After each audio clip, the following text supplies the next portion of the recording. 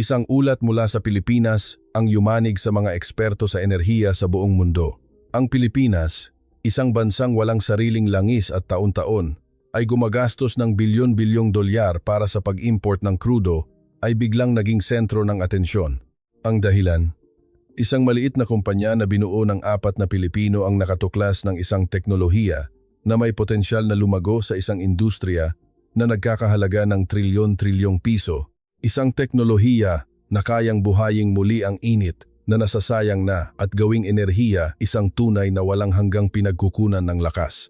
Agad na nag-alok ang mga bansa tulad ng Indonesia, Vietnam at mga bansa sa Latin America ng mga napakagandang panukala.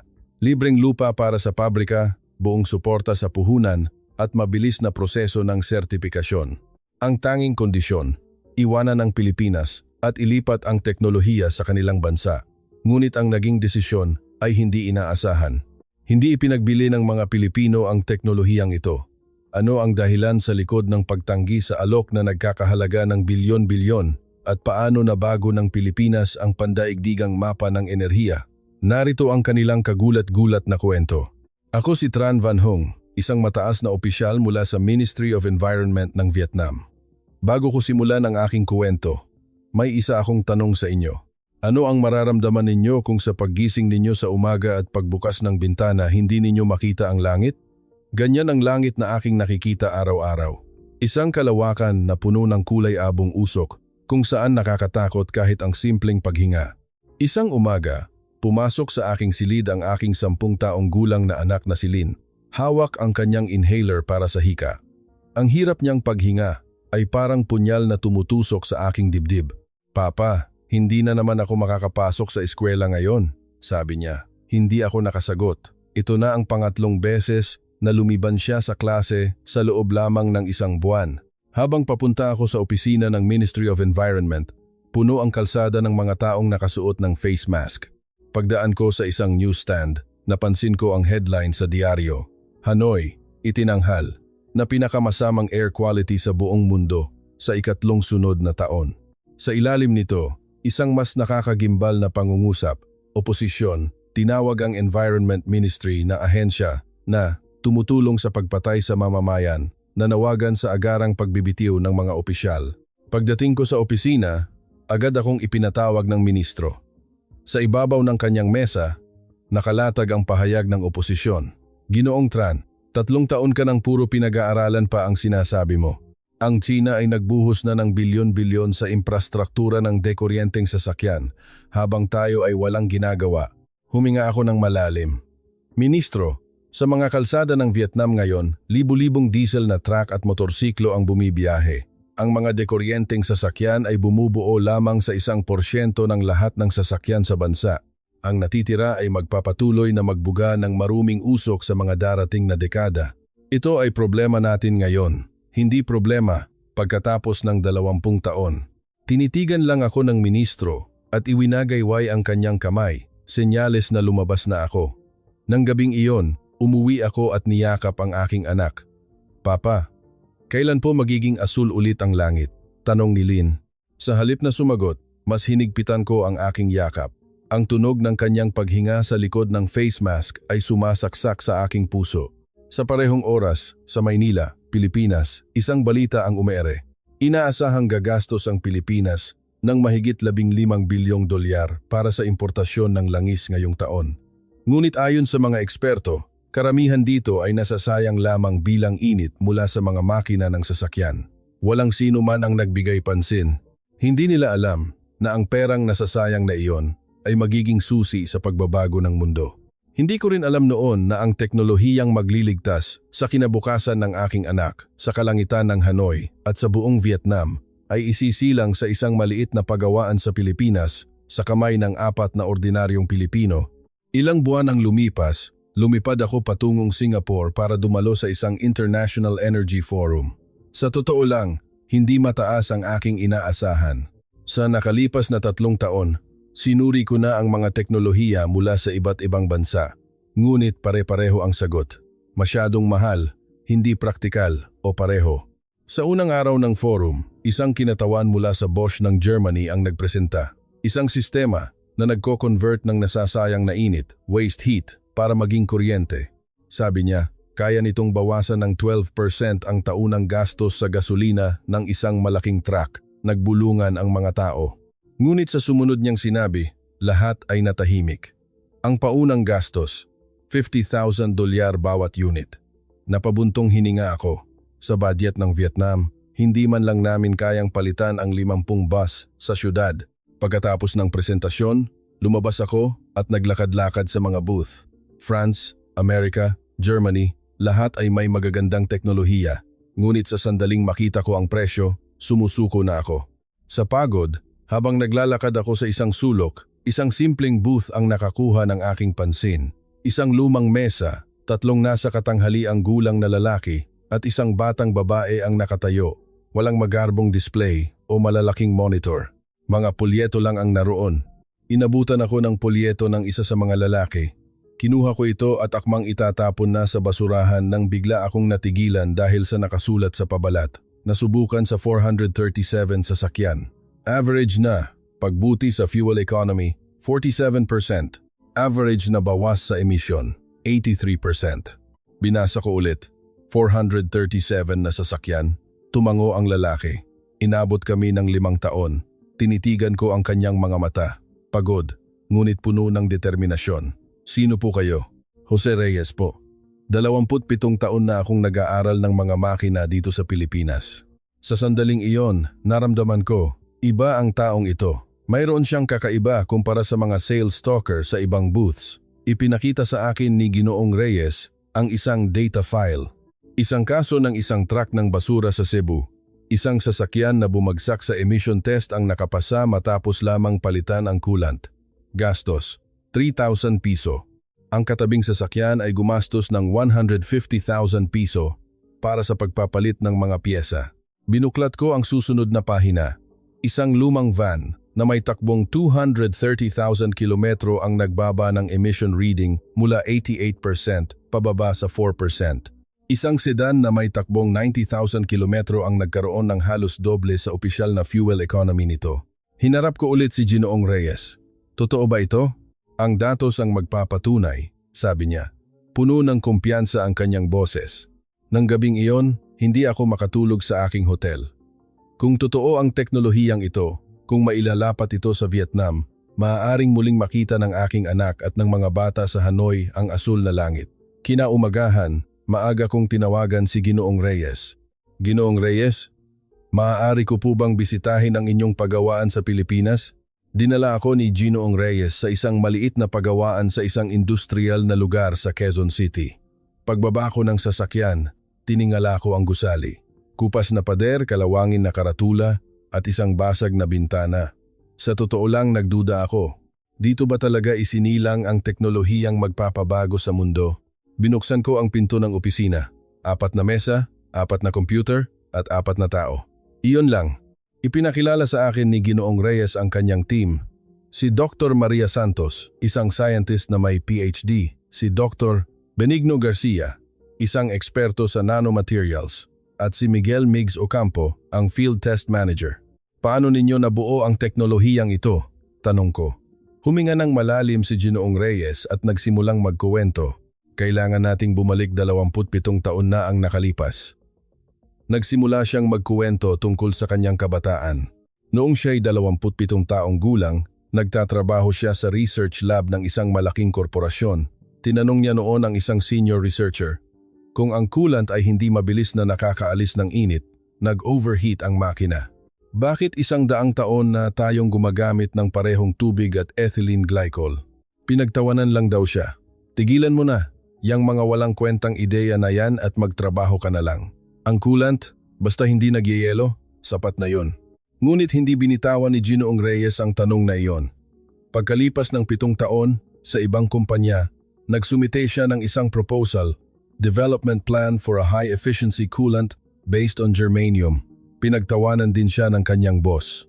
Maganda ang iyong sigasig, pero maging makatotohanan ka. Sino ang magbabayad ng malaki para sa coolant? Ang proposal ay itinago sa isang drawer.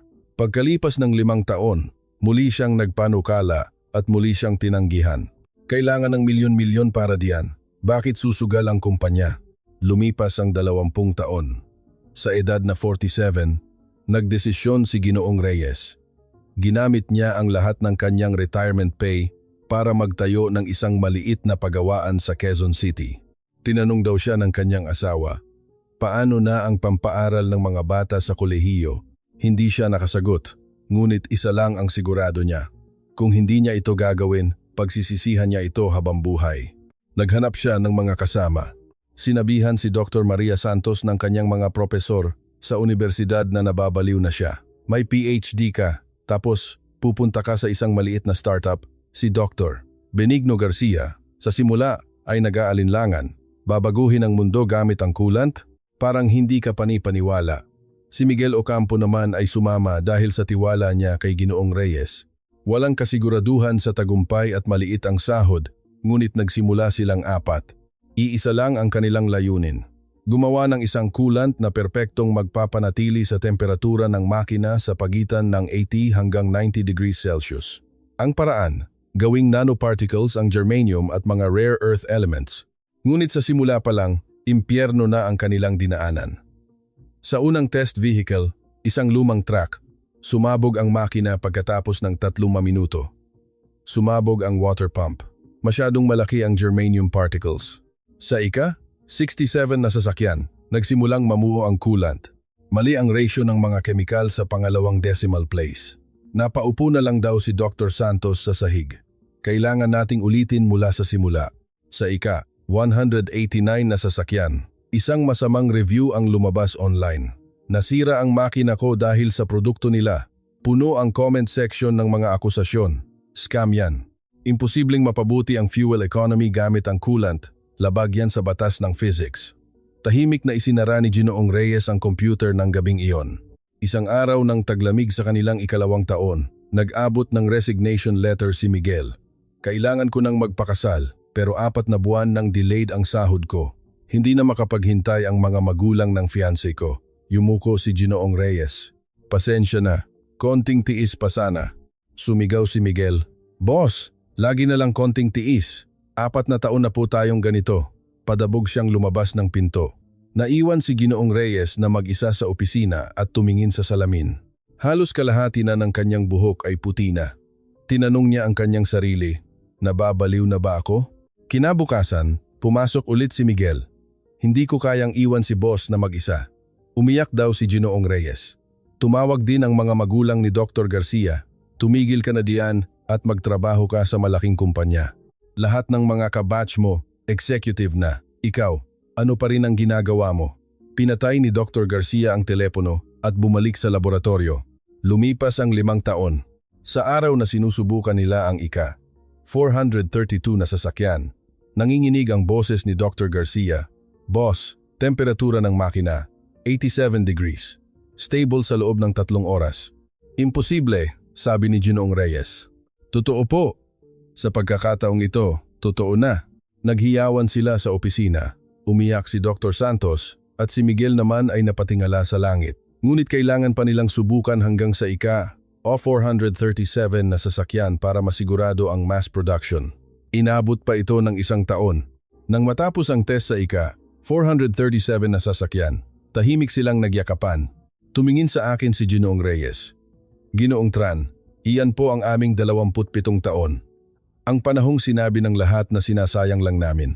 Sa sandaling iyon, naintindihan ko. Ang teknolohiyang ito ay hindi lang isang simpleng produkto. Ito ang kristalisasyon ng buhay at sakripisyo ng 4 na taong ito. At nakumbinsi ako, ang teknolohiyang ito ang magbabago sa kinabukasan ng aking anak at sa kalangitan ng Vietnam. Dinala ako ni Ginoong Reyes sa kanilang laboratorio.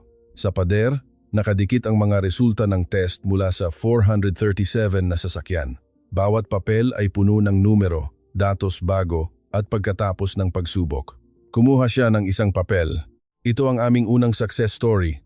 Isang driver ng 7.3 toneladang truck ng basura sa Cebu, si Mang Tasio, 110,000 kilometro na ang takbo ng truck niya. Bumagsak siya sa emission test. Ang kanyang nitrogen oxide, NOx level, ay 933 ppm, lampas sa 900 ppm na pamantayan. Ang kasamahan ni Mang Tasyo ay dinala ang truck sa kasa, nagpalit ng muffler at iba pang pyesa. Ang bill, 150,000 piso, halos hindi pa rin umabot sa 80 ppm na pamantayan. Ngunit walang pera si Mang Tasyo. Sa paghahanap sa internet, nakita niya ang produktong Sinag-Cool.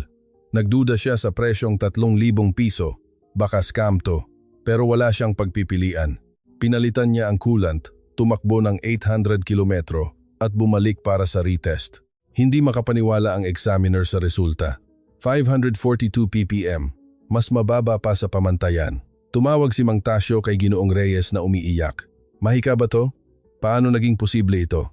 Ipinakita ni Ginoong Reyes ang sumunod na kaso. Isang 2003 model na van na may takbong 230,000 kilometro.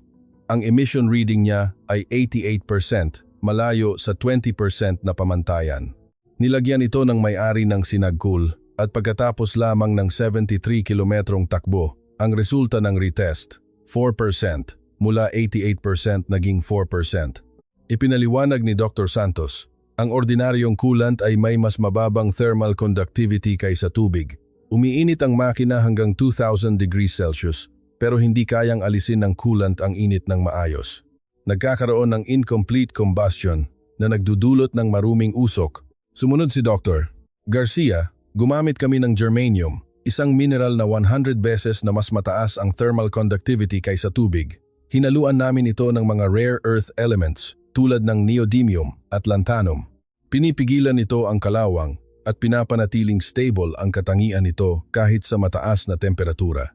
Binuksan ni Miguel ang isang computer. Lumabas ang isa pang kaso, isang 2016 model na sedan na may takbong 98,000 kilometro. Ang opisyal na fuel economy ay 10 kilometers, L. Pero ang aktual na nasukat pagkatapos gumamit ng Sinag-Cool ay 19.4 kilometers, L. Halos doble. Umiling ako. Hindi ko maintindihan. Paanong ang isang 9 na taong gulang na sasakyan ay mas matipid sa gasolina kaysa sa bago? Hindi ba't dapat bumababa ang fuel economy habang naluluma ang makina? Ngumiti si Ginoong Reyes. Tama po, iyon ang common sense. Pero binasag ng aming teknolohiya ang common sense na iyon. Kapag perpektong napanatili ang temperatura ng makina sa pagitan ng 80 hanggang 90 degrees, ang gasolina ay nasusunog ng buo, walang natitira. Walang nasasayang na init. Kaya't ang efficiency ay nasa pinakamataas na antas. Ipinakita sa akin ni Dr. Santos ang isang sample ng nanoparticles. Ito ay libu-libong beses na mas maliit kaysa sa hibla ng buhok, sabi niya. Habang lumiliit ang particle, lumalaki ang surface area nito. Dahil dito, mas mabilis nitong naa-absorb ang init. Isinakripisyo namin ang mahigit 400 na sasakyan para lang mahanap ang golden ratio ng mga particles na ito.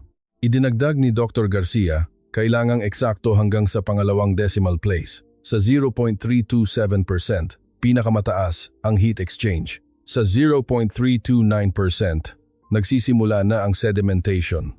Inabot kami ng 27 taon para mahanap ang napakaliit na pagkakaibang iyon. Nangilabot ako. Ito ay hindi lang isang produkto. Ito ay isang revolusyon na bumabaligtad sa konsepto ng coolant na 100 taon nang tinatanggap ng sangkatauhan. Hindi lang tubig na hindi nagyayelo, kundi tubig na humihigop ng init sa napakabilis na paraan. Tumingin sa akin si Ginoong Reyes. Ginoong Tran, nakahanap kami ng pangatlong oil field. Hindi langis na nasa ilalim ng lupa, kundi teknolohiya na nagre-recover ng enerhiya sa mismong punto ng pagkonsumo. Ang Pilipinas ay walang sariling langis, pero mayroon kaming ganitong teknolohiya. Nang gabing iyon, bumalik ako sa hotel at gumawa ng isang agarang ulat para sa Ministro ng Environment ng Vietnam. Ang pamagat. Ang sagot na, natagpuan ng 4 na Pilipino. Pagkatapos ipadala ang ulat, hindi ako makatulog at tumingin sa labas ng bintana. Maliwanag ang kalangitan ng Maynila. Nakikita ko ang mga bituin. Makikita rin kaya ng anak ko ang ganitong langit balang araw? Biglang tumunog ang aking telepono. Ang ministro. Tran, makukuha mo ba ang teknolohiyang yan? Opo, kailangan po nating makuha. Ngunit hindi ko pa alam noon na maraming bansa na pala sa mundo ang nag-aagawan para sa teknolohiyang ito. At ang mas nakakagulat, ang mismong bansang pinagmulan nito, ang Pilipinas, ay binabalewala ang 4 na henyong ito. Pagkalipas ng isang buwan mula nang bumalik ako sa Vietnam, araw-araw akong may video conference kasama si Ginoong Reyes. Isang araw, isang nakakagulat na balita ang sinabi niya sa akin. Naunahan na pala ako ng gobyerno ng Indonesia. Isang opisyal na nagngangalang Budi ang personal na tumawag sa kanya. Ginoong Reyes, narinig ko na hindi pa kayo nakakakuha ng certification sa Pilipinas. Huwag kayong mag-alala, kami na ang bahala diyan. Akala ni Ginoong Reyes ay scam call lang ito. Pero seryoso si Budi. Nag-alok sila ng isang pilot project na kinasasangkutan ng 3,000 bus sa Jakarta. Budget, $5 milyong. Tagal, 6 na buwan. Sagot lahat ng gobyerno ng Indonesia. Tinanong ni Ginoong Reyes, bakit po kami ang pinili ninyo? Sumagot si Budi, 100% ng ekonomiya ng Indonesia ay nakasalalay sa logistika. Ang mga diesel na truck ang aming buhay.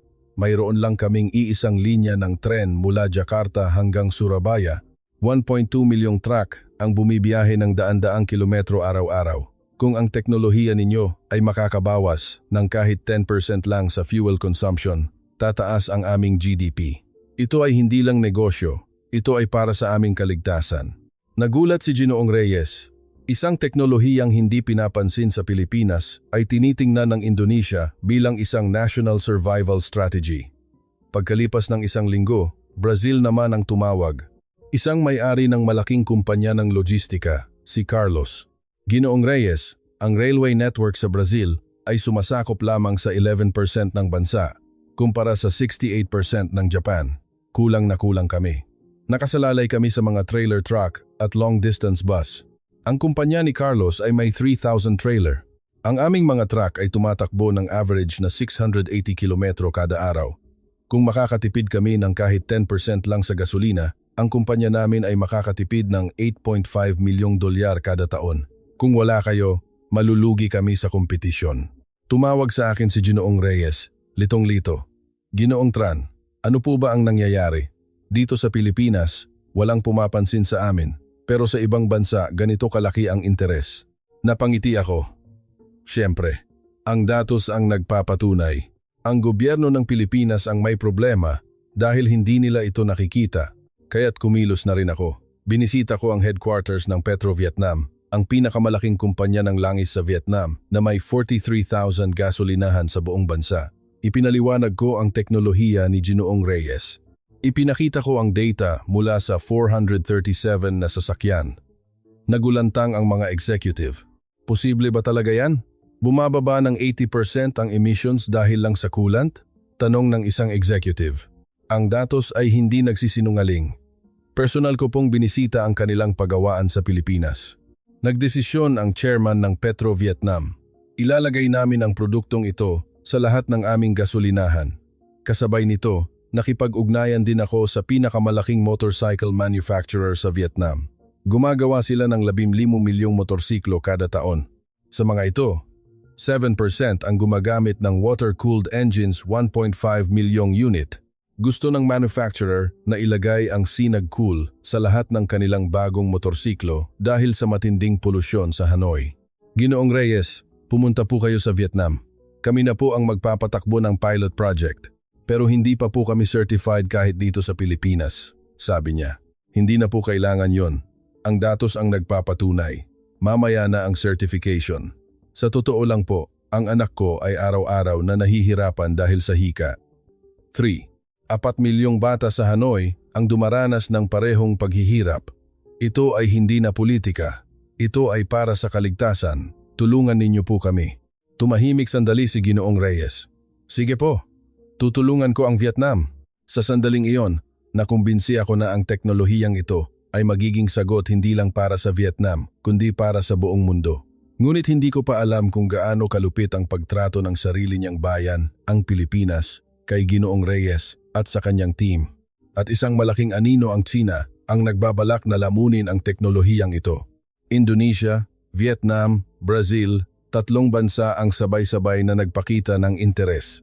Ang Indonesia para sa kaligtasan ng kanilang logistika, ang Vietnam para sa solusyon sa air pollution, at ang Brazil para sa competitiveness ng kanilang transportasyon.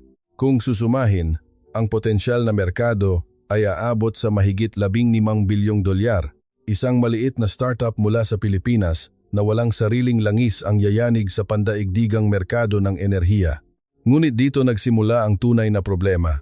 Kumilos ang China at ang gobyerno ng Pilipinas na natiling tahimik. 4 na Pilipino ang mag-isang haharap sa mundo. Ilang buwan ang lumipas, dumalo ako sa isang Asian Automotive Technology Conference sa Shenzhen, China. Sa pagpasok ko sa conference hall, isang malaking banner ang sumalubong sa akin. 2026 China Green Coolant Standard Announcement. Isang presentador mula sa China Automotive Technology and Research Center ang nagsalita. Ang China ay magtatatag ng China Green Coolant Standard, CGCS, bago matapos ang 2026. Nakapirma na kami ng Memorandum of Understanding sa 5 bansa sa ASEAN. Ang merkado ng Southeast Asia ay mapapasailalim sa pamantayan ng China. Isang reporter ang nagtanong, mas maganda ba ang performance nito kaysa sa Sinag Cool ng Pilipinas? Ngumiti ang presentador. Ang standard ay hindi tungkol sa performance.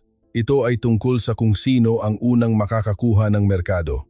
Mayroon kaming 327 na patent sa China na may kaugnayan sa nanoparticles. Nagalit ako. Ang datos ng China ay wala pa sa 1% ng datos ni Ginoong Reyes. Nasa 50 sasakyan pa lang ang kanilang nasubukan. Ngunit iba ang kanilang diskarte. Kahit kulang sa teknolohiya, uunahin nilang gumawa ng standard para isara ang merkado. Pagkatapos ng komperensya, agad kong tinawagan si Ginoong Reyes. Boss, delikado tayo. Sinusubukan ng China na agawin ang merkado gamit ang isang peking standard. Bumuntong hininga si Ginoong Reyes. Alam ko po, narinig na namin ang balitang yan. Anong ginagawa ng gobyerno ng Pilipinas? Bakit sila tahimik? Isang mahabang katahimikan. Ginoong Tran, para sa gobyerno ng Pilipinas, para kaming hindi nag-exist. Anong ibig ninyong sabihin? Dahil hanggang ngayon, hindi pa rin kami certified dito sa Pilipinas. Hindi ko maintindihan. Isang teknolohiyang kinikilala ng mundo ay binabalewala ng sarili nitong bansa. Boss, ano po ba talaga ang nangyari? Huminga ng malalim si Ginoong Reyes at ikinuwento ang impyernong kanilang pinagdaanan. Ilang buwan na ang nakalipas, pumunta sila sa Maynila. Dala ang 5 taong data, ang resulta mula sa 437 na sasakyan at ang mga alok mula sa 3 bansa. Una nilang pinuntahan ang Department of Environment and Natural Resources, DENR. Ipinakita nila ang lahat ng dokumento. Tiningnan ito ng isang opisyal at sinabi, mukhang maganda ang teknolohiya ninyo, pero wala tayong umiiral na regulasyon para sa performance certification ng coolant. Sumabat si Dr. Santos. Kung ganoon po, hindi ba't pwede kayong gumawa? Ang ibang bansa ay handang gumastos ng milyon-milyon para subukan ito. Para makagawa ng regulasyon, kailangan nating bumuo ng isang komite, mag-komisyon ng isang pag-aaral. Aabutin yan ng hindi bababa sa 2 taon. Sumigaw si Dr. Garcia, 2 taon? Sa loob ng 2 taon, makukuha na ng China ang buong merkado. Pasensya na, pero iyon ang proseso. Sunod nilang pinuntahan ang Department of Trade and Industry, DTI. Ang sabi ng opisyal, mayroon tayong subsidy para sa mga emission control device na nagkakahalaga ng 12,000 piso pero para sa coolant, wala pang nauna. Tinanong ni Miguel, kung wala pa pong nauna, hindi ba't kami na ang pwedeng maging una? Tapos na ang budget allocation para sa taong ito. Mahirap na yan. Sa Department of Transportation DOTRA, mas malala ang sagot. Ang mga pyesa ng sasakyan ay hindi namin sakop. Pumunta kayo sa DENR. Galing na po kami sa DENR. Pinapunta kami dito. Kung ganoon, wala na kaming magagawa. Pagbalik nila sa opisina, wala silang masabi. Sinuntok ni Dr. Santos ang mesa. Ito ba ang bansa natin? May teknolohiya tayo pero hindi natin magamit. Sumandal si Miguel sa pader. Boss, bakit pa ba natin ginagawa to? Sana pumunta na lang tayo sa Brazil o sa Indonesia. Hindi makasagot si Ginoong Reyes. Nang gabing iyon, nag-inuman sila, tahimik na umiinom. Pakiramdam nila, ang 27 taon na kanilang pinaghirapan ay gumuho sa isang iglap. Hawak ko ng mahigpit ang telepono. Boss, hindi yan makatarungan. Ano bang problema ng gobyerno ng Pilipinas? Hindi rin po namin alam, Ginoong Tran. Paano na kami kung sinasabi nilang walang regulasyon? Biglang may pumasok na ideya sa isip ko. Kung ayaw kumilos ng Pilipinas, bakit hindi ang Vietnam ang maunang kumilos?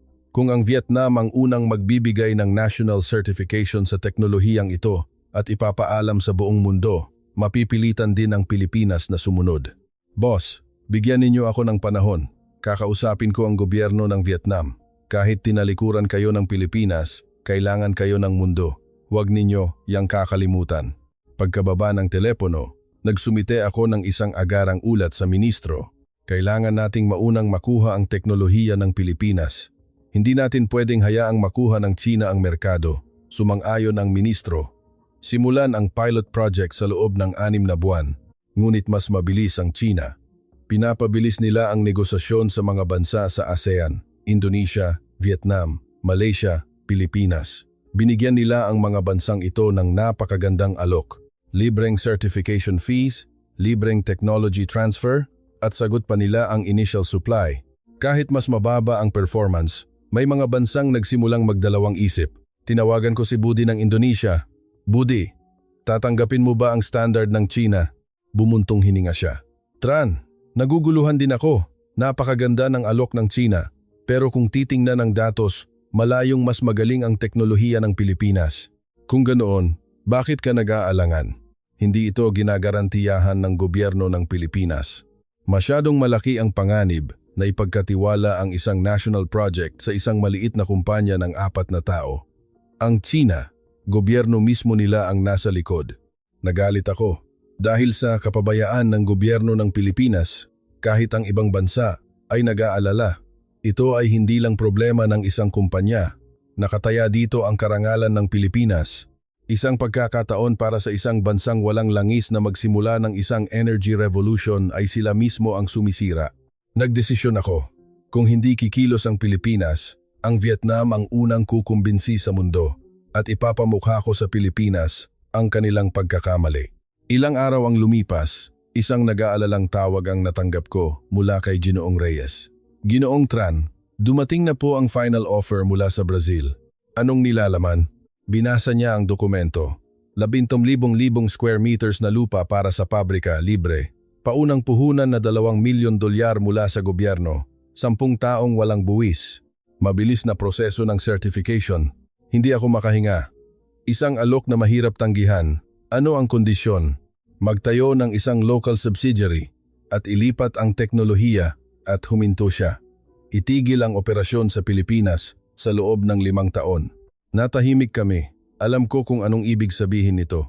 Kapag pumunta sila sa Brazil, ang teknolohiyang ito ay hindi na magiging teknolohiya ng Pilipinas. Magsasara ang maliit na pagawaan sa Quezon City. Mawawala ang 4 na Pilipino. Boss, ano po ang plano ninyo? Bumuntong hininga si Ginoong Reyes. Kailangan naming mag-meeting bilang isang team. Pagkalipas ng 2 araw, tumawag ulit siya. Mabigat ang kanyang boses. Ginoong Tran, nag-meeting na po kami. Ikinuwento niya sa akin ang nangyari. Nagtipon silang 4 sa kanilang conference room. Sa mesa, nakalatag ang alok ng Brazil. Binasa ni Miguel ang mga detalye. Libreng lupa, $2 milyong na puhunan, 10 taong walang buwis. Boss, hindi ba't napakaganda nito? Nagtanong si Dr. Garcia. Ano ang kondisyon? Mag-set up ng local company, ilipat ang teknolohiya, at isara ang negosyo sa Pilipinas sa loob ng 5 taon. Katahimikan. Si Dr. Santos ang unang nagsalita. Boss, sasama ako. Dito sa Pilipinas hindi naman tayo pinapansin. Tumango si Dr. Garcia. Ako rin. 27 taon tayong naghirap. Panahon na para umani. Sabi ni Miguel, sasama rin po ako. Pero boss, paano po kayo? Tumingin si Ginoong Reyes sa labas ng bintana. Ang tanawin ng kanilang pagawaan. Hindi ako pwedeng sumama. Sumigaw si Miguel. Boss, bakit hindi? Pinabayaan na tayo ng Pilipinas. Bakit kailangan ninyong magsakripisyo ng ganito? Humarap si Ginoong Reyes, namumula ang mga mata. Dahil ito pa rin ang bayan ko. Nagpatuloy siya. Maria Ben, Migs, sige na, pumunta na kayo. Ako na lang ang maiiwan. Hinablot ni Miguel ang alok mula sa Brazil at pinunit ito. Kumalat ang mga piraso ng papel sa sahig. Hindi po namin kayo iiwanang mag-isa, boss. Umiyak si Dr. Santos. Ako rin po, hindi rin ako aalis. Yumuko si Dr. Garcia. Mga Pilipino rin po kami. Magkakasama tayo hanggang sa huli. Nagkayakapan silang 4. Ginoong Tran, tinanggihan po namin ang alok ng Brazil. sabi niya sa akin sa telepono. Bakit po? Bakit ninyo tinanggihan ang napakagandang alok na iyon? Hindi po ito tungkol sa pera. Kung ganoon, para saan? Huminga ng malalim si Ginoong Reyes. Kung pupunta kami sa Brazil, ang teknolohiyang ito ay magiging pag-aari ng Brazil. Ano pa ang matitira sa Pilipinas? Mawawala ang aming paggawaan, ang aming trabaho. Pero kung dito kami lalago, makakapag-empleyo kami ng 50 batang inhinyero mula sa Quezon City. Ang dolyar na kikitain namin sa pag-export ay makakatulong sa ekonomiya ng bansa. Higit sa lahat, maipagmamalaki ng mga susunod na henerasyon na mayroong ganitong teknolohiya sa Pilipinas. Nangilabot ako. Boss, mas mahalaga po ba iyon kaysa sa pera? Iyon po ang dahilan kung bakit ako naging isang inventor. Tinitigan ko siya sa screen. Ginoong Tran, sa totoo lang, masama ang loob ko at nanghihinayang. Minsan, naiisip ko, bakit ko kailangang gawin ito para sa isang bansang tumalikod sa akin? Pero, ang teknolohiyang ito ay isinilang sa Pilipinas. Ito ang resulta ng 27 taong pagsisikap ng 4 na Pilipino, kaya't nararapat lang na manatili ito sa lupang Pilipino. Iyon ang aming karangalan. Napuno ako ng paggalang. Ako ay isang opisyal ng gobyerno ng Vietnam. Dapat interes ng sarili kong bansa ang aking isinusulong. Ngunit kung ang mga taong tulad ni Ginoong Reyes ay aalis sa Pilipinas, mawawalan ng isang napakahalagang teknolohiya ang Pilipinas. Boss, pangako ko po, mag-import ako mula sa Pilipinas. Manatili po kayo diyan. Iyon ang pinakamabuti para sa buong mundo. Ngumiti si Ginoong Reyes. Maraming salamat po, Ginoong Tran. Dahil po sa mga taong tulad ninyo, kaya pa naming lumaban. Pagkababa ng telepono, natulala ako. Ipinakita sa akin ni Ginoong Reyes na may mas mahalaga pa kaysa sa pera, trabaho, komunidad, at ang pangarap ng mga susunod na henerasyon. At higit sa lahat, karangalan. Ang karangalan na ang isang bansang walang sariling langis ay kayang lumikha ng isang pandaigdigang pamantayan sa enerhiya. Nang gabing iyon, nagdesisyon ako. Ang Vietnam ang unang kikilos para gisingin ang Pilipinas. Ang karangalang ipinaglaban ni Ginoong Reyes ay kikilalanin ng mundo. Pagkalipas ng 1 buwan, kasama ko ang Ministro ng Environment papunta sa opisina ng Pangulo ng Vietnam. Dala ko ang isang ulat tungkol sa teknolohiya ni Ginoong Reyes. Binasa ito ng Pangulo. Habang binubuklat niya ang mga pahina, nagbago ang kanyang ekspresyon. Tran, totoo ba ito? Bumababa ng 80% ang emissions dahil lang sa coolant? Opo, Ginoong Pangulo. Personal ko pong na-verify sa Pilipinas. Ang datos ay hindi nagsisinungaling. Idinagdag ng Ministro, Ginoong Pangulo, kritikal na ang air pollution sa Hanoi. Kailangan natin ng solusyon. Tumango ang Pangulo. Sige, ituloy ito bilang isang national pilot project. Magkano ang kailangan? Kailangan natin ng $2 milyong para sa 500 bus at 300 truck sa loob ng 6 na buwan. Aprobado. Tran, ikaw ang mamumuno sa proyektong ito. Siguraduhin mong magtatagumpay ito. Paglabas ko ng opisina, kinuyom ko ang aking kamao. Sa wakas, magsisimula na. Ang teknolohiyang binaliwala ng Pilipinas ay unang ipakikilala ng Vietnam sa buong mundo. Pagkalipas ng 1 linggo, nagdaos ako ng isang press conference. Daan-daang mamamahayag ang dumalo. Mga kababayan, ngayong araw, ang Ministry of Environment ng Vietnam ay may isang makasaysayang anunsyo. Ang gobyerno ng Vietnam ay opisyal na kinikilala ang teknolohiyang Sinag-Cool 3.0 mula sa Pilipinas bilang ang kauna-unahang eco-friendly coolant na magkakaroon ng national certification sa Timog Silangang Asya. Nagbulungan ang mga reporter. Bakit teknolohiya ng Pilipinas at hindi ng Vietnam? Ang magaling na teknolohiya ay walang hangganan.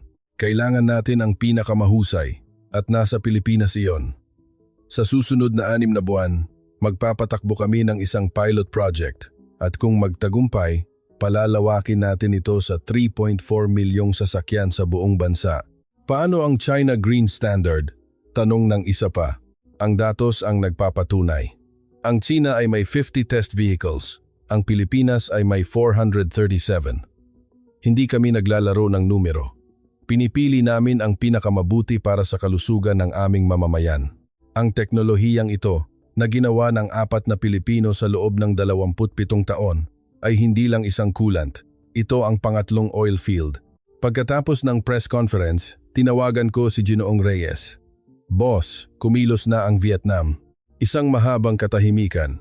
Narinig ko ang nanginginig niyang boses. Maraming salamat po, Ginoong Tran. Dahil ipinaglaban ninyo ang Pilipinas, ako naman ang kukumbinsi sa mundo. Simula pa lang ito. Kinabukasan, laman na ng balita sa buong mundo. The Vietnam Times, 4 na Pilipino, tagapagligtas ng hangin ng Vietnam. BBC, nanotechnology ng isang maliit na kumpanya sa Pilipinas, magiging pamantayan sa Timog Silangang Asya. Reuters, energy revolution mula sa bansang walang langis, kinikilala ng mundo. Ngunit ang pinakatahimik ay ang Pilipinas. Maliit lang na balita ang inilabas.